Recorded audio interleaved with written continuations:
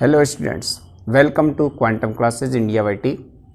आज हम लोग प्रत्यावर्ती धारा चैप्टर्स में से ही एक छोटा सा टॉपिक लेके आए हैं जिसका नाम है रेजोनेंट फ्रीक्वेंसी या अनुनादी आवृत्ति। ये अनुनादी आवृत्ति क्या होता है, आपको बोर्ड एग्जामिनेशन में 2 मार्क्स का क्वेश्चन पूछा जाता है और इसके लिए शर्तें क्या होती हैं और इस शर्त या कंडीशन के साथ साथ ये पूछा जाता है कि अनुनादी आवृत्ति या रेजोनेंट फ्रीक्वेंसी की वैल्यू निकालिए।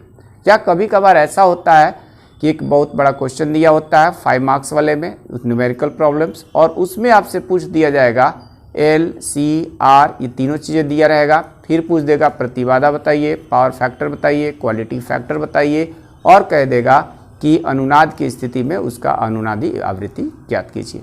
तो इतना सब अगर आप करते हैं तो 5 मार्क्स का आपको मार्क्स मिल जाता है क्लास 12th में, CBSE चाहे जो भी बोर्ड एग्जामिनेशन है। तो यहाँ पर हम लोग बात करेंगे अनुनादी आवृत्ति की। अनुनादी आवृत्ति क्या होता है, इसके लिए कंडीशन क्या होती है, क्या शर्तें होती हैं।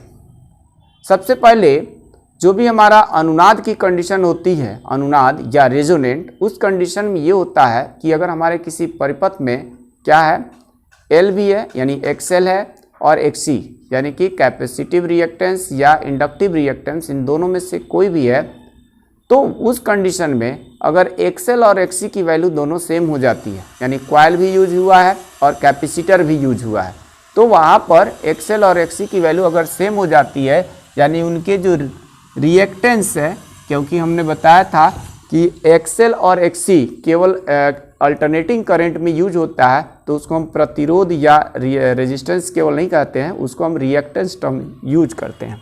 तो अगर ये अनुनाद की जो कंडीशन होती है, अनुनाद की शर्त या जो कंडीशन होती है वो ये कंडीशन होती है कि एक्सएल और एक्सी आपस में बराबर हो जाता है।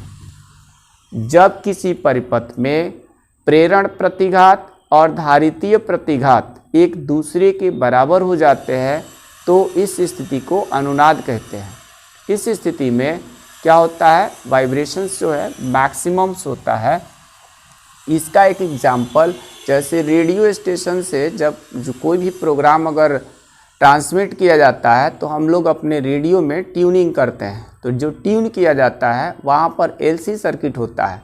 तो जो रेडियो स्टेशन से जो प्रोग्राम आता है उसकी फ्रीक्वेंसी, उसकी आवृत्ति, मान लीजिए कहीं पर फ्रीक्वेंसी अगर 109 है या 100.5 है, कुछ भी है, तो उस फ्रीक्वेंसी को वहाँ से ट्रांसमिट किया जा रहा है।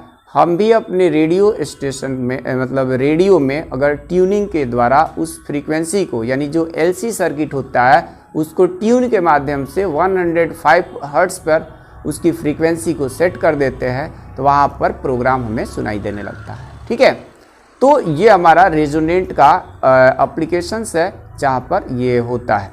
इसके साथ साथ सर्किट, ये LC सर्किट यूज होता है।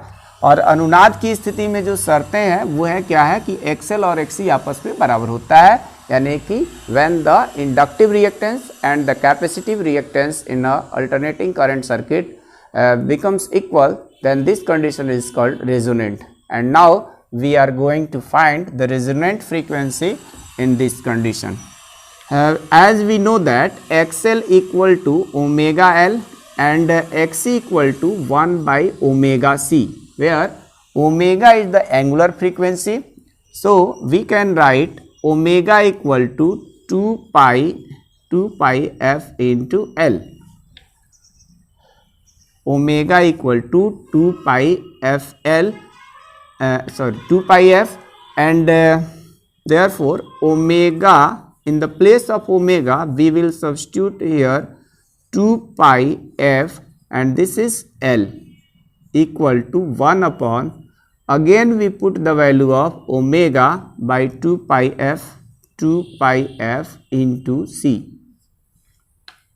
Now the frequency used in the case of the resonant condition is called resonant frequency, so we can write here FR, R for resonant.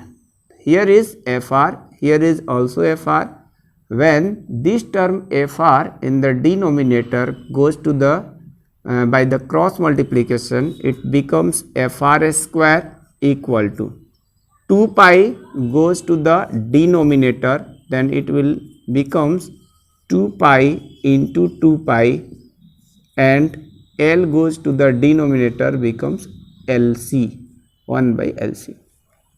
Therefore fr equal to, here is the fr square. When we find the value of fr, we take the square root of whole term, 2 pi whole of square, 2 pi into 2 pi, 2 pi whole of square into LC. So taking the square root on both on the right hand side, we get 1 upon 2 pi under root of LC. fr equal to 1 upon 2 pi under root of LC. This frequency is known as resonant frequency. इसको क्या कहा जाता है? Resonant frequency या अनुनादी आवृत्ति कहा जाता है। तो आप याद रखेंगे कि अगर LCR सर्किट है, LCR है या केवल हमारा LC सर्किट है और वहाँ पर हमारे पास अगर कैपेसिटिव रिएक्टेंस और इंडक्टिव रिएक्टेंस दिया है और XL और XC की वैल्यू इक्वल हो जाती है, तो उस कंडीशन को हम लोग क्या कहते हैं? रेजोनेंट। ठीक है। और रेजोनेंट के केसेस में जो रेजोनेंट फ्रीक्वेंसी की जो वैल्यू आती है वो आता है fr equal to 1 upon 2 pi under root of LC। Frequency की यूनिट आप लोगों को मालूम है, हर्ट्ज यूज किया जाता है, और जबकि यहाँ पर L और C, L का अलग यूनिट है, C का अलग यूनिट है। C का हम लोग क्या यूज करते हैं? फैरेड, और L का हेनरी टर्म्स यूज किया जाता है।